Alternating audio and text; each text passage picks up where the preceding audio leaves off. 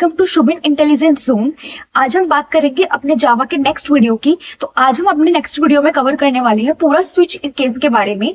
क्या होता है स्विच केस, क्या उसका सिंटैक्स है, कैसे उसके प्रोग्राम्स बनते हैं, अगर हम डिफॉल्ट यूज ना करें तो क्या होता है। तो बेसिकली आज का जो पूरा वीडियो है वो हमारा स्विच केस पे फोकस करेगा। स्विच को बिल्कुल बेसिक से हाई जाएंगे। अगर आपको स्विच के बारे में कुछ भी नहीं पता है तो ट्रस्ट मी, इस वीडियो में आपको क्लियरली सब कुछ समझ में आ जाएगा। चलिए स्टार्ट करते हैं। तो सबसे पहले स्विच होता क्या है? तो स्विच क्या है? स्विच हमारा एक डिसीजन मेकिंग स्टेटमेंट होता है। क्या होता है? डिसीजन मेकिंग स्टेटमेंट होता है। मतलब जब मुझे मल्टीपल चीजों में कोई डिसीजन लेना हो तब मैं यूज करती हूँ स्विच का। ठीक है, तो बेसिकली इसको हम एग्जाम्पल के थ्रू समझेंगे, प्रोग्राम्स के थ्रू समझेंगे, जिससे कि ये ज्यादा सेंसिबल लगेगा। ठीक है, स्टार्ट करते हैं। पहले बात कर लेते हैं सिंटेक्स की। इसकी जो थ्योरी वाला पार्ट है कि क्या है, कैसे काम करता है, ये सब कुछ एग्जाम्पल प्रोग्राम से डिस्कस करेंगे तो ज्यादा बेटर क्लियर होगा। तो पहले बात कर लेते हैं इसके सिंटेक्स की। तो सिंटेक्स में सबसे पहले, जैसे कि हमने लूपिंग में देखा था, हमने इफ एल्स में देखा था कि जो भी हम यूज करते हैं सबसे पहले उसका कीवर्ड लिखते हैं। आई थिंक आपने वीडियोस देखे होंगे। तो अगर मैं फॉर लूप यूज करूंगी तो पहले मैं उसका कीवर्ड लिखूंगी फॉर। अगर व्हाइल लूप यूज करूंगी तो उसका कीवर्ड आएगा व्हाइल। इफ यूज करूंगी तो उसका कीवर्ड आएगा इफ। उसी प्रकार जब मैं स्विच यूज करूंगी सबसे पहले मैं क्या लिखूंगी? स्विच का कीवर्ड लिखूंगी। और स्विच का कीवर्ड क्या होता है? स्विच का कीवर्ड हमारा स्विच होता है। ठीक है, तो फर्स्टली हम क्या लिखेंगे? सिंटेक्स में इसका कीवर्ड लिखेंगे, अंदर हम कोई एक्सप्रेशन लिखते हैं। अभी एक्सप्रेशन क्या है, ये एक्सप्रेशन क्या होता है, ये देखेंगे अपने एग्जाम्पल में। फिलहाल आप सिंटेक्स पे ध्यान दीजिएगा। तो सबसे पहले मेरा स्विच कीवर्ड आएगा, उसके बाद मेरा एक्सप्रेशन आएगा। फिर यहाँ पे हम कुछ वैल्यूज देते हैं। केस वैल्यू 1 अगर होगा तो कोड हमारा रन हो जाएगा, then break. Case value 2 code run होगा, देन ब्रेक डिफॉल्ट। ये आपको भी बिल्कुल भी क्लियर नहीं हुआ होगा। एक काम करते हैं, इसको एग्जांपल देख लेते हैं। एग्जांपल से क्लियर होगा कि क्या मतलब है इसका। फिर वापस दोबारा इस पर आ जाएंगे एक बार। ठीक है, स्टार्ट करते हैं एग्जाम्पल से। Have some patience and start. Example में क्या लिखा है कि मेरे पास एक वेरिएबल है डे नाम का। क्या है? एक वेरिएबल है डे नाम का। अगर आप इसको रिलेट करें हमारी पुरानी वीडियोस से, वेरिएबल कांस्टेंट वाली से, तो बेसिकली डे एक वेरिएबल है। और किस टाइप का वेरिएबल है? इंटीजर टाइप का वेरिएबल है, जिसकी वैल्यू क्या है? 2 है। तो यहाँ पे बना लेते हैं कि एक वेरिएबल है डे नाम का और डे की जो वैल्यू है वो 2 है। कोई दिक्कत नहीं है, यहाँ से हमारा स्विच स्टार्ट होता है। बेसिकली हमारा जो स्विच है वो यहाँ से शुरू हुआ। मैंने क्या करा? मैंने स्विच कीवर्ड लिखा, क्योंकि मैं स्विच की बात कर रही हूँ। अब इसके अंदर यहाँ पे देखो क्या आता है? एक्सप्रेशन। एक्सप्रेशन में कुछ भी आ सकता है। मैंने एक्सप्रेशन में क्या लिखा? डे। क्या लिखा मैंने? डे लिख दिया। ओके, अब यहाँ पे बात क्या हो रही है कि अगर केस 1 होगा तो मंडे प्रिंट होगा, केस 2 होगा तो ट्यूसडे प्रिंट होगा, और उसके बाद डिफॉल्ट हो जाएगा। मतलब क्या है? मतलब ये है कि यहाँ पे आप क्या डिसीजन ले रहे हो। हमने बात की ना कि स्विच क्या होता है? डिसीजन मेकिंग स्टेटमेंट होता है। यहाँ पे मैं क्या डिसीजन ले रही हूँ कि डे की वैल्यू क्या होने वाली है। या तो डे की वैल्यू 1 हो सकती है या डे की वैल्यू 2 हो सकती है। बेसिकली मेरे पास 2 चॉइस है कि या तो डे 1 होगा, अगर डे 1 है तो मुझे मंडे प्रिंट कराना है, अगर डे 2 है तो मुझे ट्यूसडे प्रिंट कराना है। मैंने पहले से ही कह दिया कि मेरा डे 2 है, तो इस कोड के लिए मेरे डे की वैल्यू क्या है? मेरे डे की वैल्यू 2 है। तो अगर डे की वैल्यू 2 है तो कौन सा केस चलेगा? केस 2 चलेगा। आई थिंक आप रिलेट कर पाए होंगे। जब मेरे पास मल्टीपल, एक ही वेरिएबल के मल्टीपल वैल्यू हो सकती हैं, बट मुझे एक टाइम पर एक ही वैल्यू का आउटपुट प्रिंट कराना है, तो मैं स्विच का यूज करती हूँ। जैसे मान लीजिए हमारे पास साल में 12 महीने होते हैं। ठीक है, तो अगर एक वेरिएबल बनाया जाए मंथ नाम का, तो मंथ की वैल्यू क्या होगी? मंथ की वैल्यू 1 से लेके 12 तक कुछ भी हो सकती है। मैं ये चाहती हूँ कि अगर जनवरी प्रिंट हो तो मंथ 1 है, ठीक है, जुलाई प्रिंट हो तो मंथ 7 है, 12 प्रिंट हो मंथ दिसंबर है। तो बेसिकली हम कब यूज करते हैं? जब एक वेरिएबल की मेरे पास मल्टीपल वैल्यू हो सकती है, but at that one time मुझे एक ही वैल्यू को चाहिए। ठीक है, तो यहाँ पर मैंने क्या लिखा है? स्विच कीवर्ड लिखा है और अंदर लिखा है डे एक्सप्रेशन के तौर पे। और इस डे की 2 वैल्यू हो सकती है। क्यों? क्योंकि मैंने 2 ही केस लिए हैं। क्या 2 ही वैल्यू होंगी? नहीं, इसमें आप कितनी वैल्यू ले सकते हो? आप 12 महीनों के लिए, हफ्तों के 7 दिनों के लिए, आप किसी भी चीज के लिए इसको बना सकते हो। ये एग्जाम्पल के लिए मैंने छोटा रखा है कि मैंने 2 ही वैल्यू ली है, या तो केस 1 या केस 2। ठीक है, तो ये रन कैसे होगा? तो यहाँ पे देख लिया हमने कि डे की वैल्यू क्या है? 2 है। अब स्विच के अंदर क्या एक्सप्रेशन है? डे। तो यहाँ पे क्या वैल्यू पास होगी? यहाँ पे डे की वैल्यू पास होगी। तो यहाँ पे डे की वैल्यू क्या है? डे की वैल्यू 2 है। तो क्या ये केस फर्स्ट पे आएगा? नहीं आएगा। क्यों? क्योंकि डे की वैल्यू 2 है, तो ऑब्वियसली ये केस 2 पे जाएगा। केस 2 पे जाने के बाद क्या देखेगा, केस 2। केस 2 पे क्यों आया, क्योंकि डे की वैल्यू क्या थी मेरी 2 थी। उसके बाद ये इसके अंदर गया, अंदर जाके क्या लिखा है, क्या प्रिंट करना है, अंदर जाके लिखा है कि इसे स्क्रीन पर ट्यूसडे प्रिंट करना है। तो इसने स्क्रीन पे क्या कर दिया, बेसिकली ट्यूसडे प्रिंट कर दिया। उसके बाद क्या लिखा है, ब्रेक। मैंने आपको समझाया था ब्रेक और कंटिन्यू की बात हमने की थी। तो ब्रेक क्या होते हैं, आपका जो लूप चल रहा है, आपका जो डिसीजन मेकिंग स्टेटमेंट चल रहा है, उससे परमानेंटली आपको एग्जिट दिला देते हैं मेरे ब्रेक। तो ये ब्रेक क्या करेगा, जैसे ही ट्यूसडे प्रिंट कराने के बाद मेरे कंपाइलर को ब्रेक मिलेगा, वो पूरे स्विच केस से बाहर। तो बेसिकली स्विच केस यहां से स्टार्ट होकर यहां तक था, जैसे ही उसे यहाँ ब्रेक मिलेगा वो पूरे स्विच केस से बाहर आएगा। मैंने आपको बताया था कि अगर आप while, do while, for loop switch के अंदर ब्रेक लगा दोगे तो वो पूरा डिसीजन मेकिंग स्टेटमेंट से एग्जिट मार लेता है, ना कि उस पर्टिकुलर लाइन ऑफ कोड से, पूरे ही डिसीजन मेकिंग स्टेटमेंट से एग्जिट मार लेगा। तो डिसीजन मेकिंग स्टेटमेंट यानी कि यहाँ पे स्विच है, यहां से शुरू यहां से खत्म, ये वाला ब्रेक मिलते ही ये नहीं है कि वो केस 2 से बाहर आएगा, नहीं, इस ब्रेक का मतलब ये है कि वो पूरे स्विच से एग्जिट मार लेगा और खाली स्क्रीन पे क्या प्रिंट होगा, इस कोड से मेरा ट्यूसडे प्रिंट होगा। आई थिंक आप समझ पाए होंगे थोड़ा थोड़ा इसमें अभी कि हम स्विच को कब यूज करते हैं। तो जब मेरे पास एक पर्टिकुलर एक्सप्रेशन की मल्टीपल वैल्यूज होती हैं, बट मुझे एक टाइम पर उस एक्सप्रेशन की एक ही वैल्यू प्रिंट करानी है according to the value of that expression, तो मैं स्विच को यूज करती हूँ। एक बार ये वाला, अगर एक बार मैं और इस एग्जाम्पल को डिस्कस करूं, तो मान लीजिए मेरे पास क्या है, मेरे पास 12 महीने हैं। यहाँ पे एक छोटा सा एग्जाम्पल डिस्कस करते हैं टू मेक यू अंडरस्टैंड कि मैंने स्विच कीवर्ड लिया है और मेरे पास क्या है, मैंने मंथ के लिए बनाया। क्या बनाया मैंने मंथ के लिए बना लिया। अब मंथ की वैल्यू वेरी कर सकती है, कहां से कहां तक, या तो मंथ की वैल्यू 1 2 3 4 से लेके कहां तक जा सकती है, 12 तक। या तो पहला महीना होगा, दूसरा महीना होगा, तीसरा, चौथा, अप टू कहां तक, 12 मंथ तक जा सकता है ये। तो मैं क्या लिखूंगी, केस मेरे कितने बनेंगे, केस मेरे बनेंगे 1 से लेके केस 2 अप टू कहां तक बनेंगे, ये बनेंगे मेरे केस 12 तक, राइट। और फिर मैं क्या कर सकती हूँ, मैं इसके अंदर लिख सकती हूँ कि भाई अगर केस 1 होगा तो क्या प्रिंट कर दो, system dot out dot print LN से जनवरी प्रिंट कर दो। केस 2 होगा तो फेब्रवरी प्रिंट कर दो। केस 3 होगा तो मार्च प्रिंट कर दो। अप टू कहां तक, 12 केस हुआ तो दिसंबर प्रिंट कर दो। आई थिंक आप समझ पाओगे, राइट, कि हमारे पास अगर एक एक्सप्रेशन की मल्टीपल वैल्यू आ सकती है, बट मुझे एक पर्टिकुलर इंस्टेंस ऑफ टाइम पर एक ही वैल्यू चाहिए, तो मैं स्विच लगा देती हूँ वहां पे। अब दूसरी बात, ये तो हमने सीख लिया कि स्विच कीवर्ड है, उसके अंदर एक एक्सप्रेशन लिखा जाता है और इस एक्सप्रेशन की वैल्यू ये बताती है कि कौन सा केस रन होने वाला है। अगर इस एक्सप्रेशन की वैल्यू 1 होती तो मेरा मंडे प्रिंट होता, केस फर्स्ट मेरा एग्जीक्यूट होता। अगर इस एक्सप्रेशन की वैल्यू 2 थी तो मेरा ट्यूसडे प्रिंट हुआ है क्योंकि केस 2 एग्जीक्यूट हुआ है।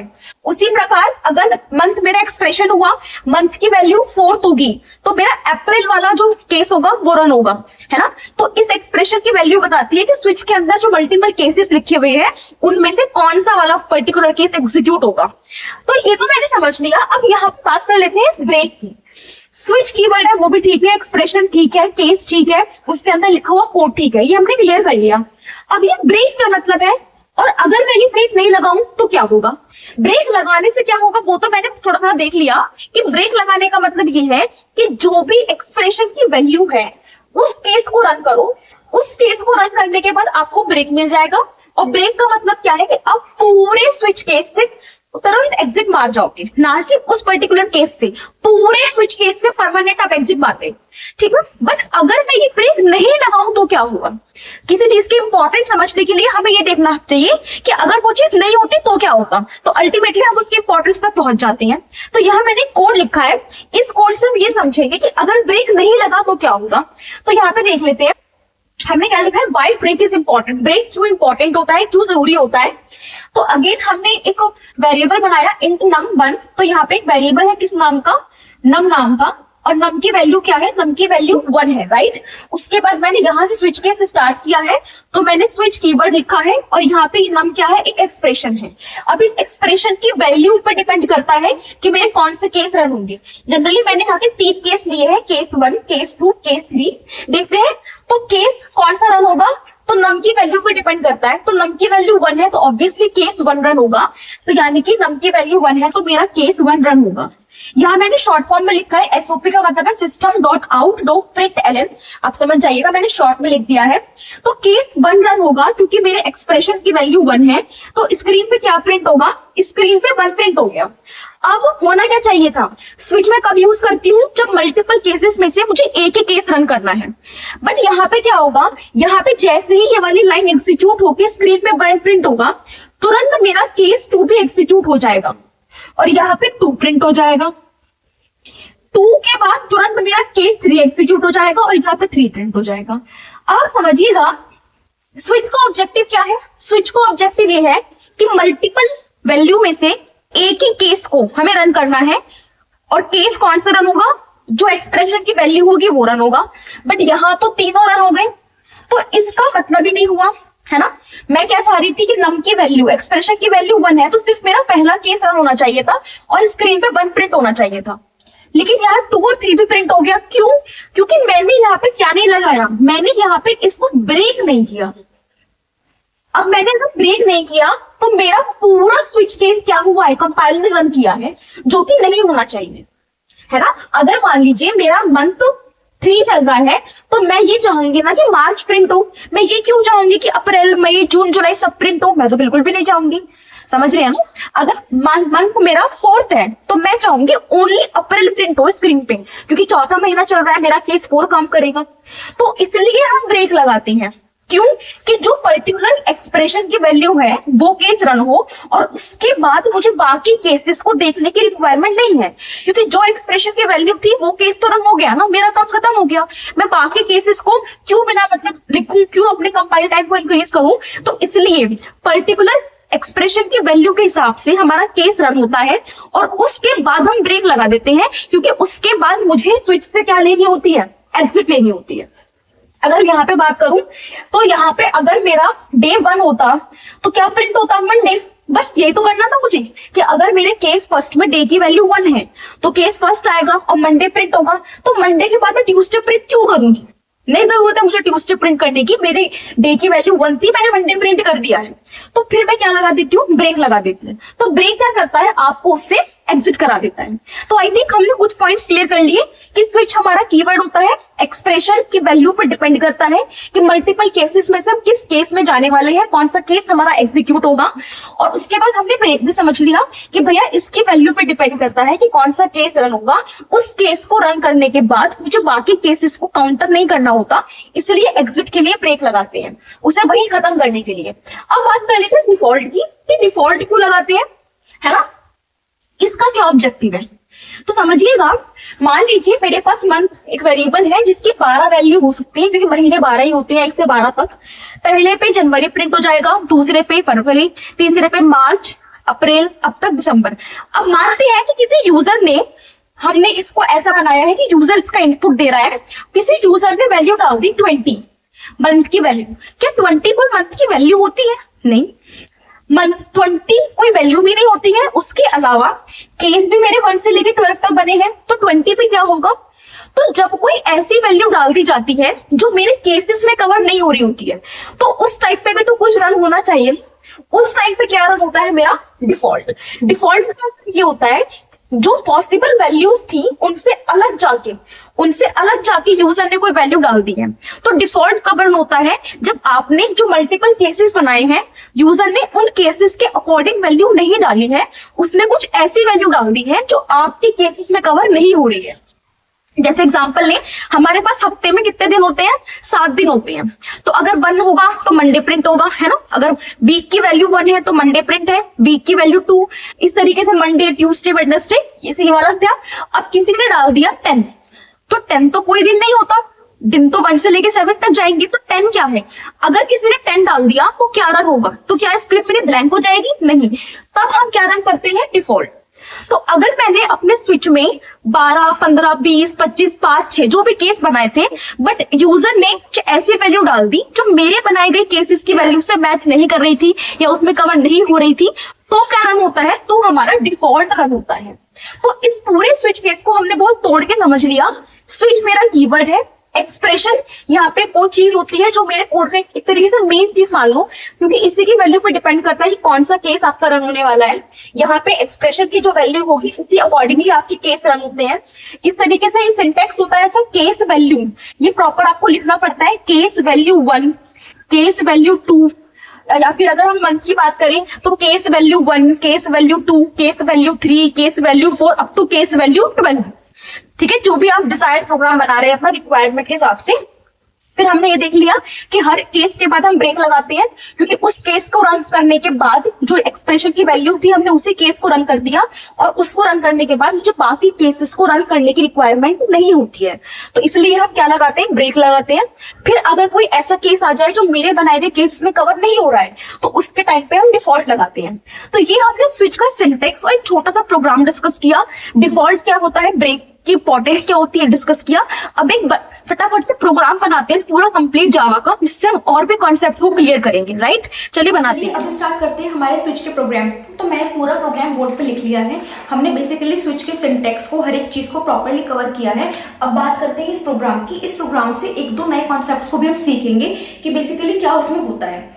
तो पूरा जावा का प्रोग्राम मैंने लिखा हुआ है, एक बार डिस्कस कर लेते हैं। लाइन बाय लाइन मैं उतना अच्छे से नहीं बताऊंगी, क्योंकि हमने ऑलरेडी अपनी वीडियोस में हर एक चीज कवर कर रखी है। जो मेन हमारा स्विच का प्रोग्राम स्टार्ट होगा वहां से बात करेंगे। तो इस प्रोग्राम में बेसिकली क्या है, इस प्रोग्राम में जो हमारा एक्सप्रेशन है उसकी वैल्यू हम यूजर से मांगेंगे। जैसे हमारा जो एक्सप्रेशन की वैल्यू लास्ट टाइम मैंने अभी जो कराया था उसमें मैंने आपको दे रखी थी कि डे की वैल्यू 2 है, मंथ की वैल्यू 4 है, वॉटेवर। यहाँ पे एक्सप्रेशन की वैल्यू यूजर से लेने वाले हैं। तो बेसिकली यहाँ पे इनपुट जो होगा वो यूजर देगा।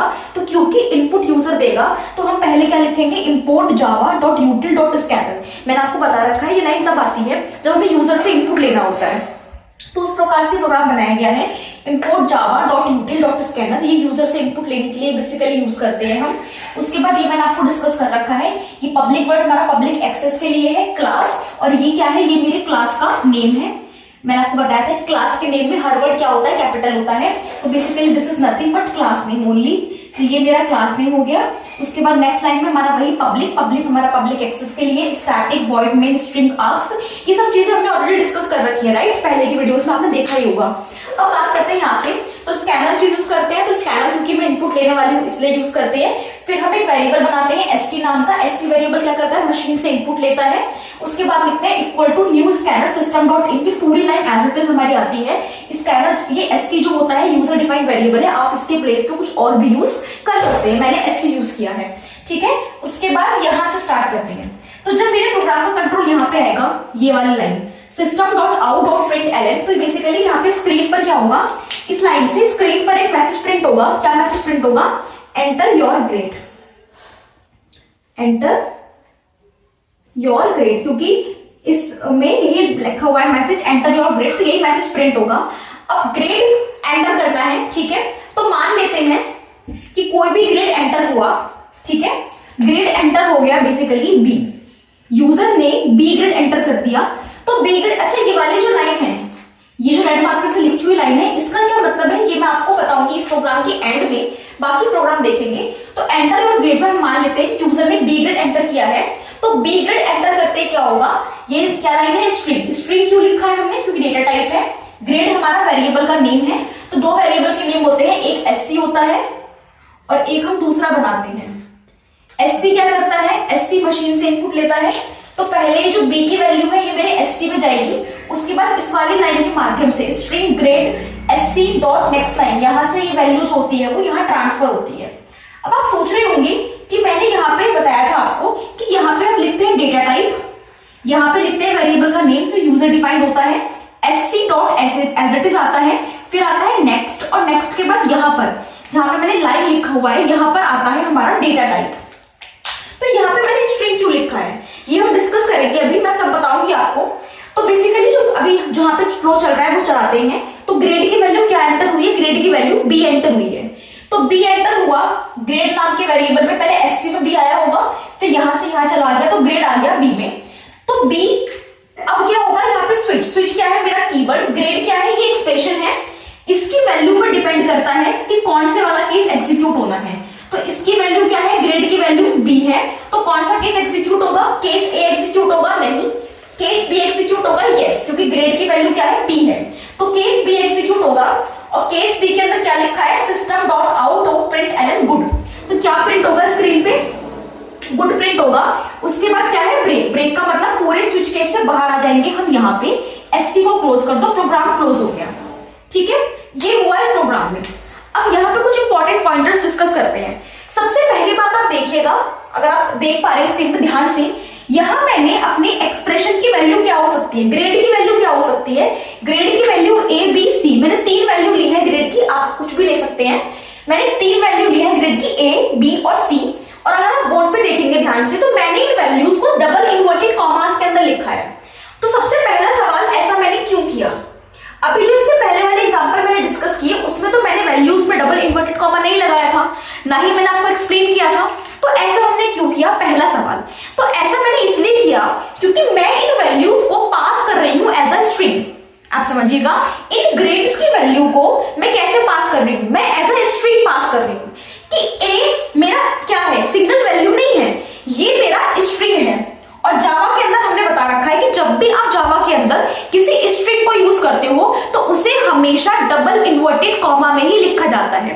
तो मेरी जावा ये ए बी सी को एक सिंगल कैरेक्टर के वे में या एक वैल्यू के वे में नहीं ले रही है। कैसे ले रही है वो इसको ले रही है आपकी स्ट्रिंग के फॉर्मेट में। क्यों? क्योंकि मैंने लिखा हुआ है डबल इन्वर्टेड कॉमा के अंदर, ए को भी, बी को भी और सी को भी। पहली बात, इसलिए मैंने लगाया डबल इन्वर्टेड कॉमा। अब उसके बाद दूसरी बात, यहां पे डेटा टाइप स्ट्रिंग क्यों आया?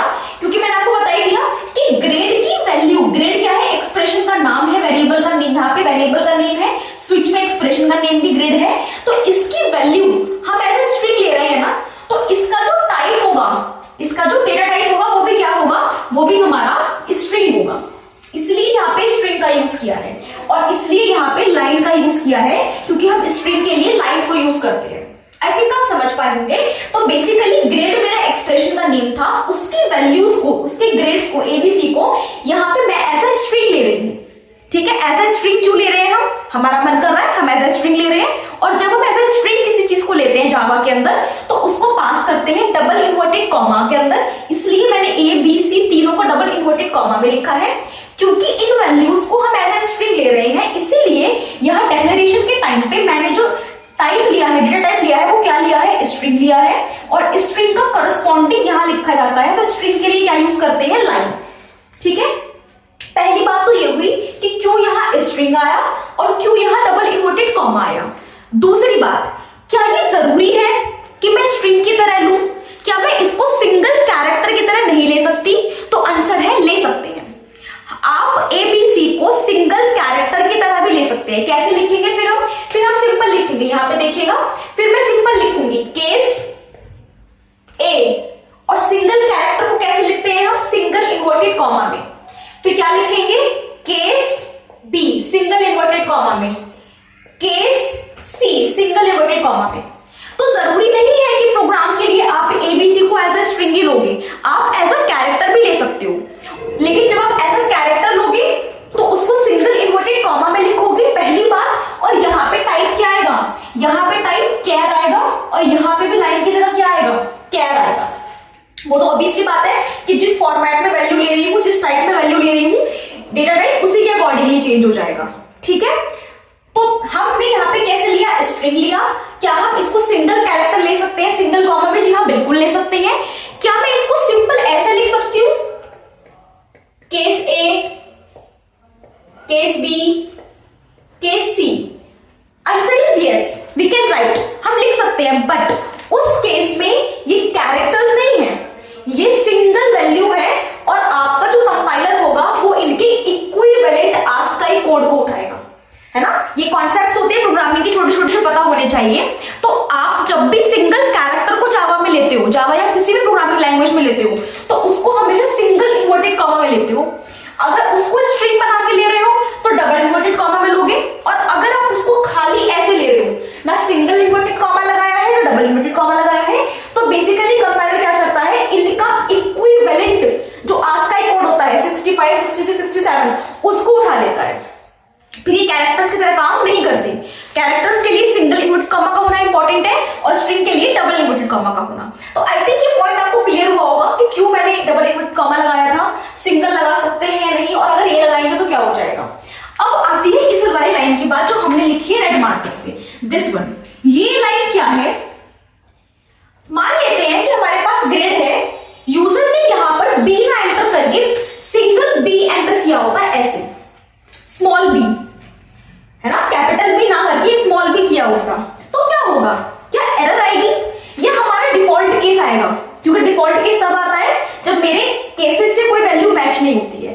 अगर मैं अपने प्रोग्राम में इस वाली लाइन को नहीं लिखूंगी तो स्मॉल बी पे डिफॉल्ट केस आएगा इनवैलिड, बट क्योंकि मैंने अपने प्रोग्राम में ये लाइन लिख दी तो ये स्मॉल बी को भी as a capital B consider करेगा और मुझे आउटपुट सेम देगा। समझ गए, दोबारा सुनिए, अगर मैं कैपिटल बी लिखा मैंने, ओके, अगर मैं स्मॉल बी लिखती और इस लाइन को नहीं लिखती, यूजर इनपुट स्मॉल बी में देता और मैंने इस लाइन को नहीं लिखा होता तो ये केस बनता डिफॉल्ट का, क्योंकि मैंने 3 केस लिए हैं एबीसी और ये वैल्यू मैच नहीं हो रही है, बट क्योंकि मैंने इस वैल्यू को इस लाइन को लिख दिया तो ये वाला केस भी मेरा गुड वाला ही बनेगा, कैपिटल बी वाला बनेगा। क्यों, ये जो लाइन है ये क्या करती है, ये कन्वर्ट